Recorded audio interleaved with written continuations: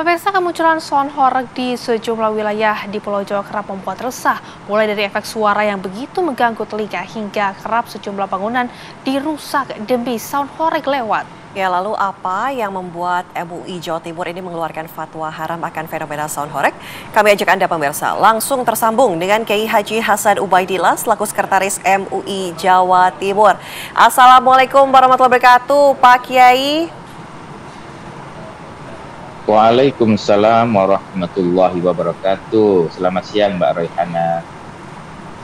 Selamat siang Pak Kiai. Kami ingin tahu yang mendasari MUI Jawa Timur mengeluarkan fatwa haram akan fenomena sound horeg ini apa Pak? Apakah kemudian ini akan dilarang ke semuanya atau hanya hajatan malam saja, katakan contohnya? Prosesnya sangat panjang. Diawali dari kelompok masyarakat yang meminta fatwa, mengajukan permintaan atau permohonan fatwa kepada MUI Provinsi Jawa Timur. Maka pada tanggal 9 Juli 2025 yang lalu, MUI Jawa Timur itu mengumpulkan para pihak, di antaranya pelaku usaha sound horeg, pemohon fatwa itu sendiri, pemerintah Provinsi Jawa Timur, termasuk juga dari ahli THT dari Dr. Sutomo atau Universitas Airlangga, dan juga para ulama dari Komisi Fatwa.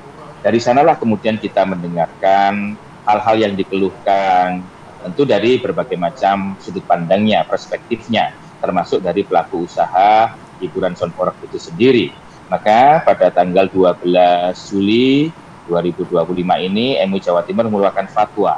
Itu yang melatar belakangi setelah melalui proses pengkajian secara komprehensif dan juga mendengarkan dari berbagai macam sisi. Maka fatwa ini ya dihasilkan melalui sebuah rangkaian yang panjang. Hasil fatwa tersebut mengatakan bahwa hak dari setiap orang sebenarnya untuk melakukan kreativitas dan mengaktualisasikan ekspresinya. Akan tetapi hak tersebut tentunya ya dibatasi dengan hak-hak orang lain.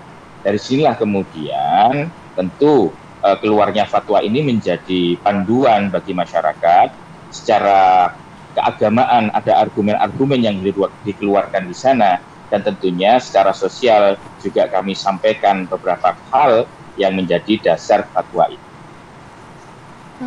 Baik, Pak Kiai, ini mungkin bisa dijelaskan kajiannya seperti apa sebelum fatwa ini akhirnya dikeluarkan, Pak?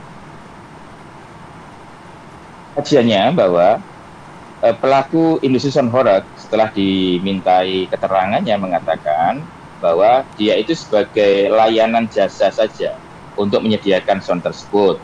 EO-nya atau pelaksananya, penyelenggaranya masyarakat.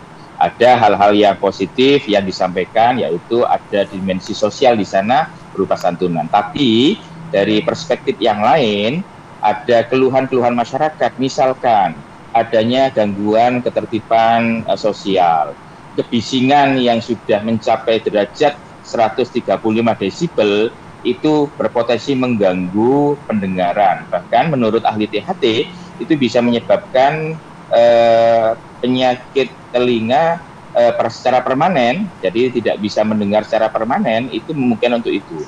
Dan juga berpotensi adanya penyakit kardiovaskuler yang disebabkan oleh kebisingan tersebut. Tentunya ini menjadi dasar-dasar yang melandasnya. Apalagi kemudian pertunjukan sound horeg itu juga diiringi dengan aksi joget-joget yang mempertontonkan aurat dan juga diselingi dengan acara, ya mohon maaf, itu kadang-kadang minum-minuman keras yang berpotensi untuk merusak generasi muda kita, termasuk juga adanya potensi konflik horizontal. Dari sini kemudian bisa dibaca bahwa keberadaan sound horeg tersebut itu lebih banyak mafsadatnya daripada maslahatnya.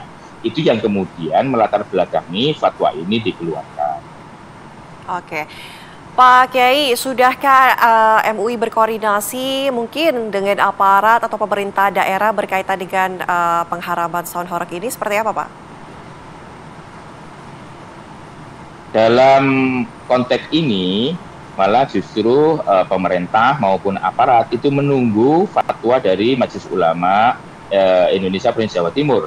Dalam sidang yang dilaksanakan tanggal 9 Juli yang lalu, memang ada perwakilan dari unsur pemerintah daerah, dalam hal ini Provinsi Jawa Timur yang diwakili oleh Dinas Pariwisata, dan juga ada dari Kepolisian Daerah Jawa Timur. Di sana ada dari Direktur Intelkam Polda Jatim. Di sini sekaligus kita melakukan koordinasi agar semua penjelasan-penjelasan yang disampaikan oleh para pihak itu terekam secara komprehensif dan hal-hal yang disuarakan itu memang menjadi sebuah fakta yang ada di lapangan. Dari sini keluarnya fatwa ini memang mempertimbangkan berbagai macam masukan dan juga fakta-fakta di lapangan. Sehingga sedapat mungkin MUI Jawa Timur itu mengeluarkan fatwa tersebut berdasarkan argumen-argumen keagamaan dan juga fakta-fakta yang ada di lapangan. Baik. Ya. Terima kasih Pak Kiai sudah bergabung bersama kami di Apa Kabar Indonesia Siang. Selamat siang, Assalamualaikum. Waalaikumsalam.